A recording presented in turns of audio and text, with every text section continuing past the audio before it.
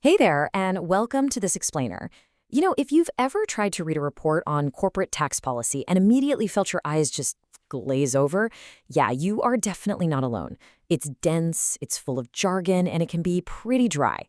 But today, we're going to break down these complex economic mechanics using a fun, relatable, self-contained story.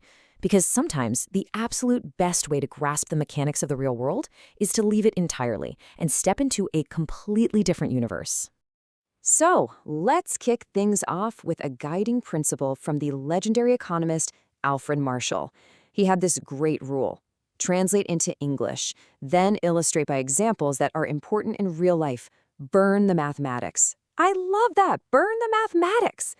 Today, we are absolutely following Marshall's advice. We're going to skip the confusing spreadsheets, toss out the endless equations, and rely on a powerful, vivid metaphor to make the flow of taxation instantly click. First things first, let's set the ground rules for our universe. In this jungle, leaves? Well, leaves are the currency.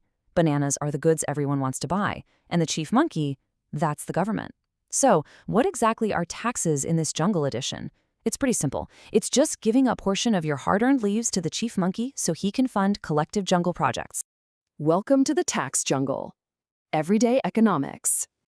Before we get into the massive corporate empires, let's look at the day-to-day reality here. Every time an ordinary monkey works hard, they earn leaves. And when their tummy rumbles, they trade those leaves for bananas. The chief monkey is constantly watching these transactions, ready to swoop in and collect a small share just to keep the whole jungle running smoothly. And this perfectly illustrates what the average citizen faces. Just to exist and eat, ordinary monkeys pay a variety of taxes. You've got income tax, that's leaves taken right when you pick the bananas. Say you earn 10 leaves, the chief takes 2. Then there's sales tax. You go to the store to buy a banana for 10 leaves, but the checkout monkey asks for 12. Those 2 extra leaves, straight to the chief. And finally, property tax. That's leaves paid every single year just for the privilege of owning your very own banana tree. Now, the chief monkey uses these leaves to build, roads for banana carts, monkey schools, hospitals. It's basically the cost of living in a civilized jungle. But what happens when a massive business gets involved? That brings us to Section 2, the banana smoothie empire, corporate taxes. Enter the big monkey. Let's call him Don Banano. Now, Don Banano isn't just picking a few bananas a day to feed his family like everyone else. No way. Don Banano is playing a completely different game. He actually owns a massive corporate factory. He hires the little monkeys for labor, which, hey, provides vital jobs. He produces mass quantities of delicious banana smoothies, and in return, he generates absolute mountains of leaf profits. He is a major driving engine of the jungle's entire economy. Now, the chief monkey sees these massive corporate profits, and naturally, he wants a slice. Enter the corporate banana tax. The chief monkey basically says, "Look, Don Banano, your factory makes the jungle rich, so pay some leaves for those profits." The chief needs these extra leaves from the big corporation to fund heavy-duty infrastructure. Think specialized hospitals for smoothies bills, or wide paved roads for those large smoothie delivery carts. Which leads us directly to Section 3, the delicate tax balance, finding the sweet spot. This is where things get incredibly tricky. It's a highly sensitive seesaw. Think about it. If taxes are too high, if the chief monkey takes way too many leaves, Don Banano gets fed up. He packs up, relocates his entire factory to a completely different jungle, and boom, the little monkeys immediately lose their jobs, and the local economy just crashes. But on the flip side, if taxes are too low, the chief doesn't have enough leaves to fix the bumpy jungle roads, and without smooth roads, the delivery carts crash, the smoothies never reach the market, the bananas rot, and well, Don Banana's business collapses anyway. But listen, Don Banano is incredibly clever. He uses something called the corporate shield.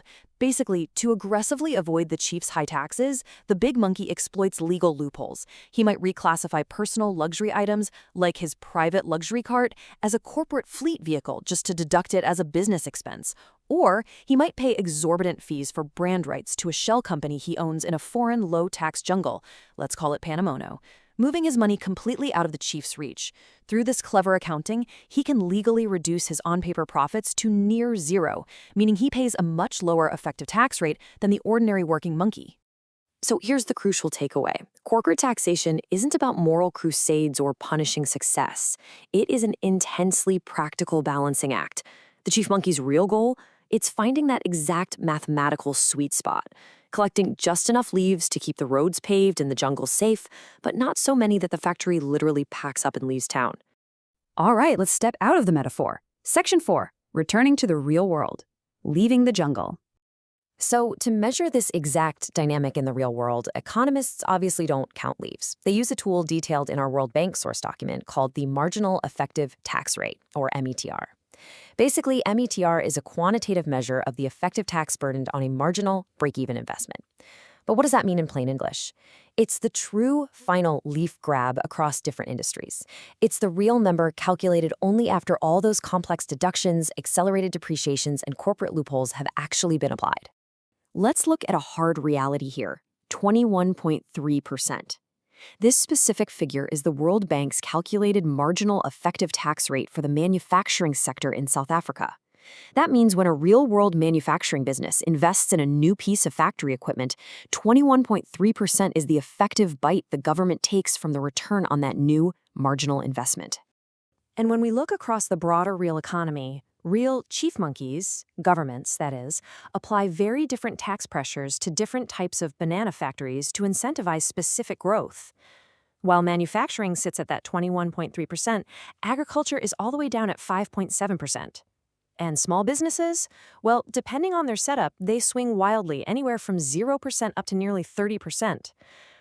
So why such massive differences? Well, the World Bank research spells it out clearly. Manufacturing relies on heavy imported capital. Plus, it gets penalized by things like FIFO, first in, first out, inventory accounting. That actually taxes inflationary gains on their stored goods, which, as you can imagine, really stings when prices are rising. Agriculture, on the other hand, benefits from extensive targeted tax exemptions to keep our food production stable. And small businesses, they face a totally unique hurdle. If they operate outside formal VAT registration, they can't claim input credits on their equipment, effectively slapping them with incredibly high tax rates on their capital. Bringing it all together, the crucial point we take away from the World Bank's data is this.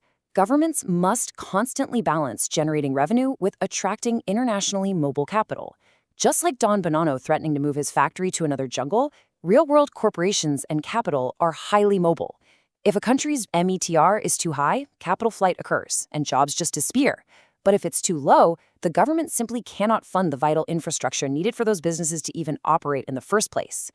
Which leads us perfectly to our final thought. So, if we want smooth roads to drive on, but we also absolutely need the smoothie factory to stay and provide jobs, what is the truly fair share of leaves? It's a fascinating, delicate balancing act that economists and policymakers wrestle with every single day. Thank you so much for joining me on this explainer. Keep this seesaw in mind the next time you see a corporate tax headline, and I will catch you next time.